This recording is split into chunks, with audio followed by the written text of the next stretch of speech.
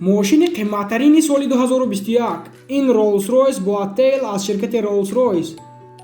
ин мошини бо ҳашамати пурра бо тарзи дастӣ сохташуда зиёда аз $25 миллион арзиш дорад, 26 миллион сомонӣ. танҳо се нусхаи Rolls-Royce Boattailро баровардаанд, яъне дар ҷаҳони ин хел мошин танҳо се то аст халос. мошин аз 1813 ҷузъиёт иборат аст ва барои дастӣ ҷамъ кардани ин қадар ҷузъиёт зиёда аз 4 сол вақт рафтааст. дарозии ин кабриолет 5,8 метр ва қисми берунияш пурра бо металли алюминӣ сохта шудааст. муҳаррикаш дорои 571 қувваи асп аст. дар қисми қафои мошин ҳама ҷиҳозҳои рӯзгор ва боз як яхтони калон ҷойгир шудааст, ҳатто 2 курсии иловагӣ барои дар берун нишастан.